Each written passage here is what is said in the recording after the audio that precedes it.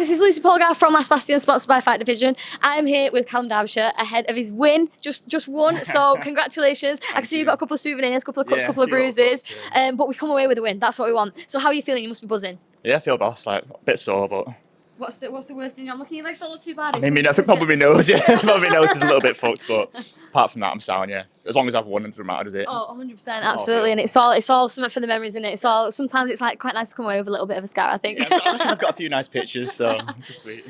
So we were ringside, like I managed to get like right at the front of yours, which was amazing because you could literally hear every shot. I've put it on the Instagram, like you can literally hear every shot, so it's amazing.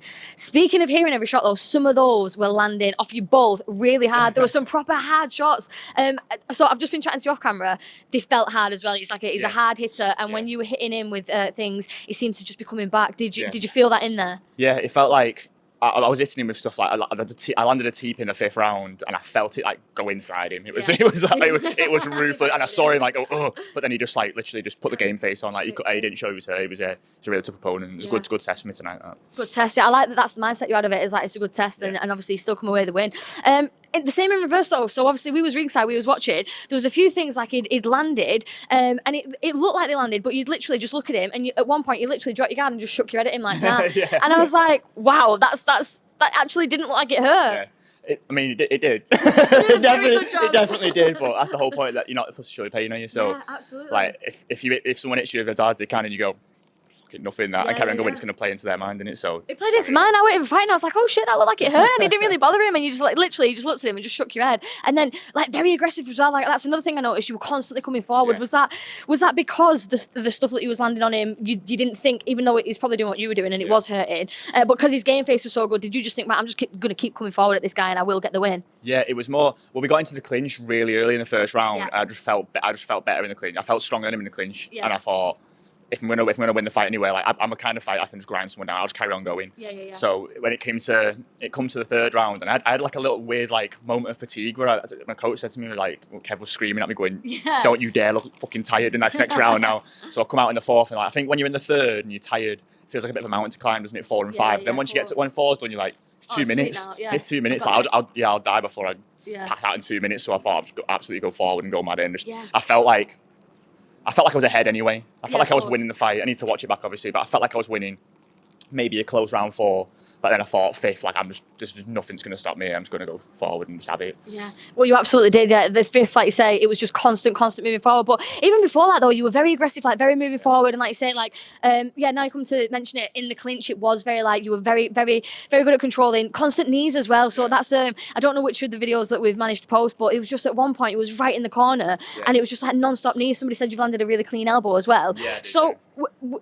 With the clinch being like one of the strongest points in the fight, was that something that you planned on beforehand, or was it just the fact of you was in there and felt, I feel stronger in the clinch, I'm going to go for that?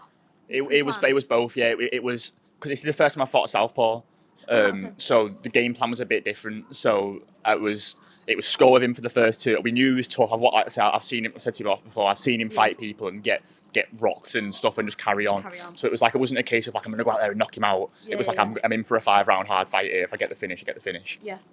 Round 1 and 2, kick. The right kicks were working really well in the first 2 rounds. Maybe it wasn't active enough.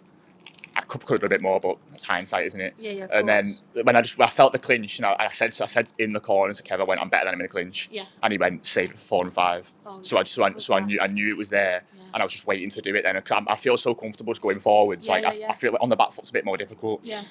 And I'm going forwards, if you meet a punch, it doesn't hurt as bad, does it? So I thought I'm just going to save it for 4 and 5 and then just go for it. Do you know what? I love that all fighters come out and they're always like, I think it's just the fighter's mindset. They're always very critical of yourself. So you just said like first and second, you felt like you could have done a bit more. But I think that's probably the best game plan, is to just actually, I've never fought a southpaw before. Let me just feel him out and see what's what. And that's where you got the knowledge of, oh, actually, I know that's where the strength is. Yeah. So maybe taking that little bit of a back foot gave you the space to figure that out. Because if you'd have just gone in all guns blazing, you might have got caught with something. Exactly. So hindsight is a wonderful thing, but in hindsight, you probably made the right choice. Yeah, and I'm looking at like, it's my next fight's A class. Maybe I'll be my first A class next. This was meant to be A class. My opponent pulled out. It was meant to be A class. Connor's took this short 3 weeks notice, which is obviously it's not short notice, but it's still he saved me. I get pull outs constantly, like every single fight I get a pull out. You don't want the smoke. I know, yeah. So he's so fucking. I'm buzzing. He stepped in, legend for saving the fight. But like I say, because it was short notice, they said to do it pro am. So I was like, yeah, sound whatever. But the next one's booked. I'm fighting. I don't know if I should say it or not. Yeah, I don't know if it's been announced or not or anything. But let us know. Connor Barnes pulled out of that fight against Kieran Lee. Right. So I'm fighting. I'm stepping in to fight Kieran Lee A class, my first A class, November 18th. So that was a good little. If I start a bit slower, it gives me the 5 round 3 minutes as well, doesn't it? 'Cause you're going to start a bit slower at A class, so it works out well. Oh, amazing. That'd be an amazing fight. So what is the plan for that then moving forward? Like, obviously you can't tell us too much because the fight's not happened yet, but it's pretty much because you're so active. It's not really like a fight camp per se. It's just like, just straight back to it, straight back in. That's it. I literally train 2 days all year round. I don't ever stop. So like, I've had a load of parts this year. Like I had 4 fights last year. This is only my second because I went the first 6 months, pull out constantly. And then I fought on Glyn's show, their Lions Home show. I fought Sean McChrystal on that in May. And then I wanted a quick turnaround, so I just want to get like this one done now, and then another fight in, so at least get 3 for the year. But I wanted to have 5, but wow, absolutely no stopping. I've seen you at Haggerty's seminar as well, so you're always doing a bit in between as well, like constantly just live and breathe it. Literally, I just don't see any. I don't believe in fight camps. It's like it's not a camp. I just train. I just love training. It's like I'm not doing it like 'cause I have to. Doing it because I want to. Like no one does this because they have to. It's fucking fun, isn't it? That's why we do it. So it's fucking fun. It is. Like I mean, it doesn't look fun, but it is fun. No, like, it is, of course, it's fun when it's done. It's weird, like unless someone's experienced it, like other people can't really understand that. Like, what you think you're going in there and you're getting elbowed and punched and you think that's fun, but it's like, once you experience it, that level of adrenaline is unmatched to anything else. There's nothing like it. It's like I was saying to like Haslem was patting me backstage, and I was like, it's mad what we do. It's like because this bit isn't fun.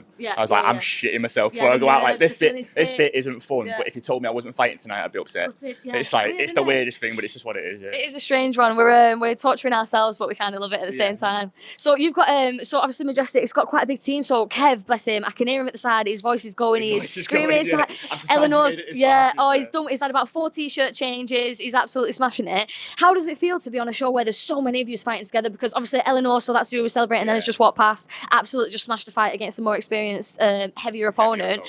So like all of you are absolutely smashing it. It must feel, and even if it didn't go your way, even if the result wasn't what you wanted, to have a team with you and not just be, what difference does that make? Do you feel that? It's like it's electric in the gym. Like you just go, I say the level's so high. Like I just walk in, I just get levered every time I go to the gym by everyone. Everyone's just sick. Everyone's so good. But it's mad to be a part of this. I joined. I was at a different gym before this. And the gym closes years ago. And I moved to Majestic, and me and a few lads from that gym came to Majestic. And it was kind of like Josh was coming up. He was still at 63 and a half. This is how long ago that was. This is how long ago that was. He couldn't imagine that's his left leg now. But like Josh was still, like Ryan was still fighting B class and stuff like that. So to watch it grow into what it is, and Kev's even said he went, this right now, this stable we've got is the most talented group of lads I've ever had and girls. It's just like it's at the minute it's electric in the gym. It's mad.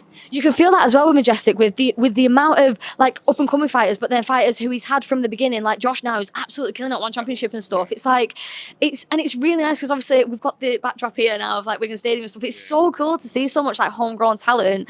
So amazing that obviously everyone's here tonight. What's the plan tonight then? Because obviously you've got a fight coming up, so it's not too much of a celebration. Are we celebrating? Wow. This is just juice. It's just juice. The plan is Domino's. The plan is Domino's. Which one? What are you going for? I'm going for the biggest meat feast I can get with wings and cookies. I can't wait to. No. Italian style, are you mad? No, stuffed crust. Italian style, it's not doughy. It's not too doughy. Don't get me talking about food on it. Italian. No, because I am a massive foodie. Like I have this conversation with Jake Council all the time. Like I am a massive foodie. You might see it on my Instagram. So like I work in a gym and the ladies literally come in, they feed me, they bring me breakfast and everything. Absolutely love it. Is the Italian one the really skinny one? No, it's the one in between. This is why it's so there's thin crust and then there's the Italian style and it's just in the middle and it's perfect. Do you know what? I'll give it a go and I'll tag you. I'll let you know. I'll give you. So this fight chat changed, but there's the top tip of the night is nothing to do with fight camp. It's apparently Italian style. Domino's, get Italian style. You won't regret it. You heard it here first, guys. Italian style is the way forward. Callum, enjoy your Domino's. Have an amazing night. Congratulations. Thank you. Here we go.